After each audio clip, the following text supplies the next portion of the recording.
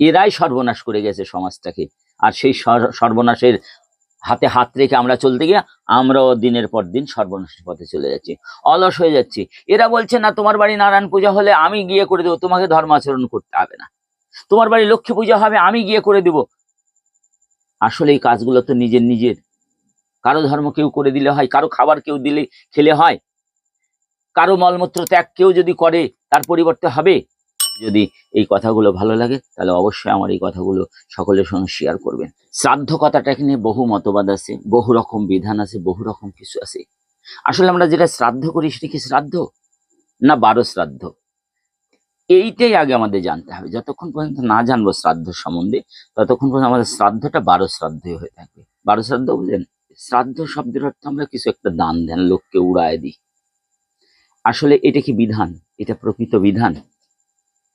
শাস্ত্র দেখুন, শাস্ত্র কি বলছে, শাস্ত্রের যে সিদ্ধান্তগুলো। ব্রাহ্মণ্যবাদ তো বহু কিছু নিয়ে এসছে যেগুলো আমাদের সমাজটাকে ধ্বংস করা, যেটা কোনো দিনই সম্ভব না, সেটাকে তারা সম্ভব করে রেখেছে। ধর্মটাকে নিয়ে তারা খেলেছে, এই দান করতে হবে, ওই দান করতে হবে, এটা করতে হবে, ওটা করতে হবে।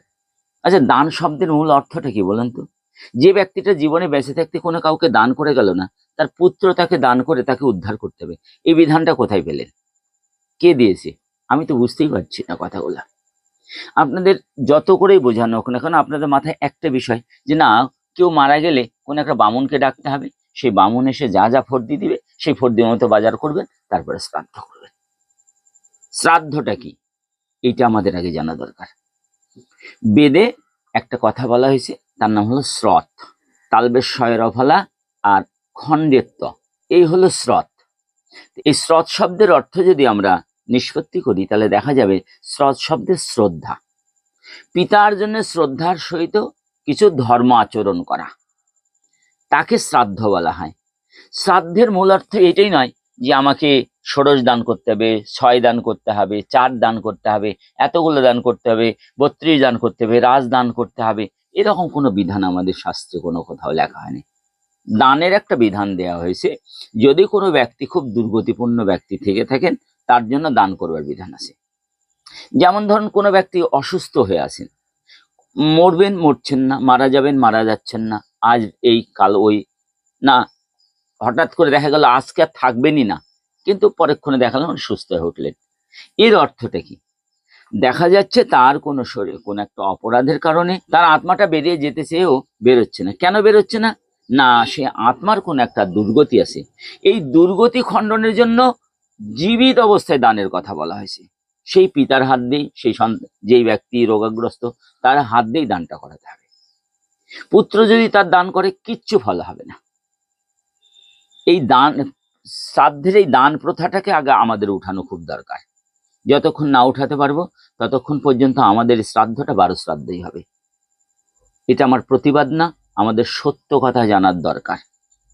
দান কখন করবেন? আপনার একটা ইচ্ছা হলো কোনো কিছু দান করবেন, এই দান নিয়ে তো আমাদের বহু বিধান। এখন তো মেয়েকে বিয়ে দিলেও অনেক কিছু দান দিতে হয়, আমরা সেটাকে যৌতুক বলি। আর পিতার শ্রাদ্ধে যখন কিছু দিবেন তখন না, সেটাকে দান বলা হলো। আসলে আমাদের ভাষাটা কিভাবে রূপান্তর, যে ব্রাহ্মণদের হাতে ধর্মটা নষ্ট করেছিল সেই ব্রাহ্মণরা আমাদের সনাতন ধর্মটাকে এতভাবে পদদলিত করেছে শুধু তাদের নিজের স্বার্থের জন্য। যদি বলেন এর 2-1টা উদাহরণে দেখুন না কেন, ওরা যখন পৃথিবীতে যখন শিক্ষা ব্যবস্থাটাকে প্রথম নিয়ে আসা হয়, তখন আসলে ব্রাহ্মণ কথাটা যেখান থেকে এসছে না, সেখানে এরা চিরদিন বুদ্ধিমান। বিদ্বান ব্যক্তি বুদ্ধিমান হয় সেটা সবাই জানে, বিদ্বান ব্যক্তি বুদ্ধিমান হয় এ কথা সবাই জানে। তো তৎকালে অজ্ঞ সমাজের মূল মাথা ছিল এই ব্রাহ্মণরা। এরা বিদ্যাদি অধ্যয়ন করতেন, বেদ পুরাণ আদি অধ্যয়ন করতেন, এরা যেটা যেখানে পেতেন সেটা তাদের নিজের স্বার্থের মতন ব্যবহার করতেন। এই জগতে যেমন রাজনৈতিক নেতারা নিজের স্বার্থের মতন কথা বলে বলে সেই কথাগুলো ব্যবহার করছে। এরা কোন জায়গায় বড় জায়গাটায় নেয়নি বলুন? এরা কোন বড় জায়গাটা, সমাজের বড় মাথাটা তারা নেবার চেষ্টা করেছে, রাজনীতির বড় মাথা তারাই নেবার চেষ্টা করেছে, চিত্র জগতের বড় মাথা তারাই নেবার চেষ্টা করেছে, বিজনেস ব্যবসা বাণিজ্য যত কিছুর বড় বড় মাথাগুলো, উচ্চ জায়গাগুলো তারাই নেবার চেষ্টা করেছে। রাজনীতিতে রাজকর্মচারী হিসেবে তারাই বড় জায়গা নেবার চেষ্টা করেছে। এরা কোন জায়গায় নেবার চেষ্টা, এরা আজকের লোভী না, এরা বহু কালের লোভী। এই জন্য এই ব্রাহ্মণ সমাজটাকে আগে শিক্ষা দেওয়ার জন্য আমাদের এই দান প্রথাটাকে উঠাতে হবে।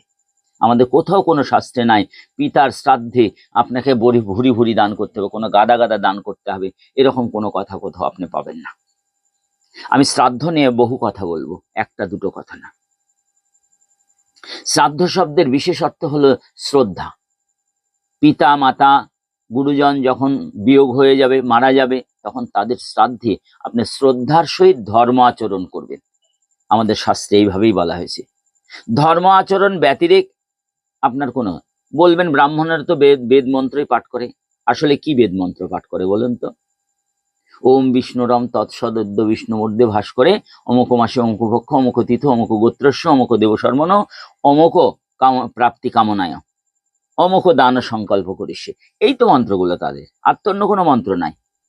তো এই কথাগুলো যতক্ষণ পর্যন্ত আপনাদের অনুভূতির মধ্যে না আসবে, ততক্ষণ পর্যন্ত আপনার ওই সেই ব্রাহ্মণ্যবাদের পদোদ্দলনে আপনাদের দলিত হতেই হবে।